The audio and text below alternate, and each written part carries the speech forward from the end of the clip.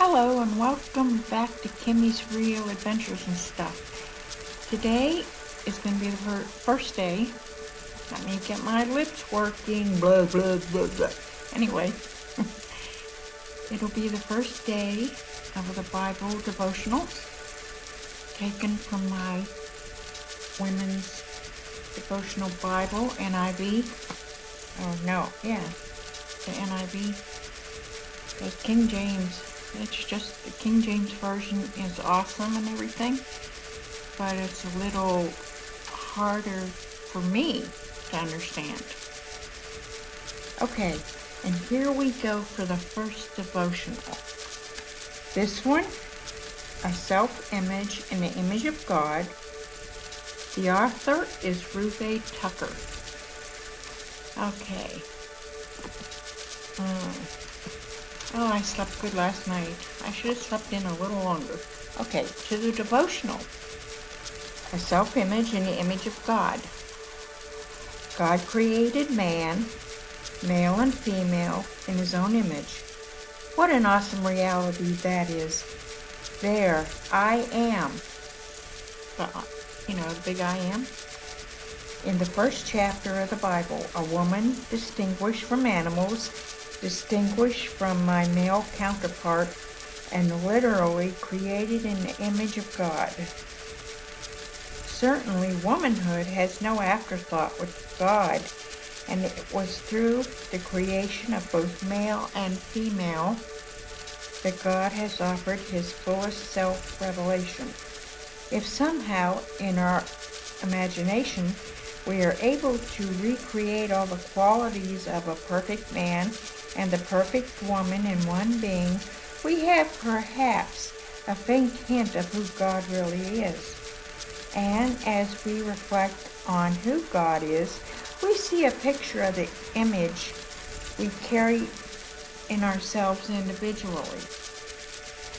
Unfortunately, that image of God often bears virtually no resemblance to our own self-image. The reason for that, according to many Christian counselors, is because many of us suffer from a low self-image. I know I do. Like, how can I get rid of these wrinkles? Yeah, comes with age, right? I've earned every one of them. Okay. The reason for that, according to many Christian counselors, is because many of us suffer from a low self-image. Okay, I read that. But how can our self-image be low when we contemplate the image of God in which we were created? Personally, I find that my self-esteem is lowest when I am least reflecting the image of God. Indeed, my self-esteem has very little to do with the ego-boosting gratification that comes with awards, promotions, bonuses, and new clothes. These are the temporary uppers of the me generation, but they are not what builds a healthy self-image. I feel best about myself not when I read a flattering review of one of my books or when I'm wearing a new outfit, but when I have selfishly reached out to someone in need and given with no thought of reward or of the self. It is only when my self is submerged that God's image begins to shine forth. Then I have a healthy self-image that truly reflects God's image. I agree with that.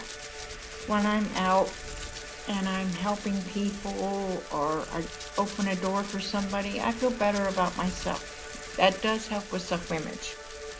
Now, if you'd like to have additional scripture reading for this, you can read Romans 12, 1 and 2, and Philippians 2, 5 through 7.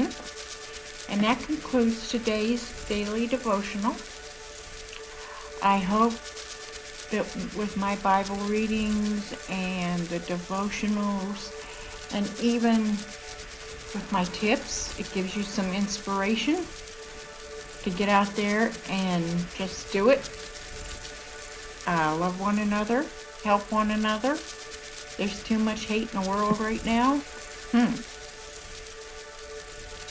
And I think we should have compassion on those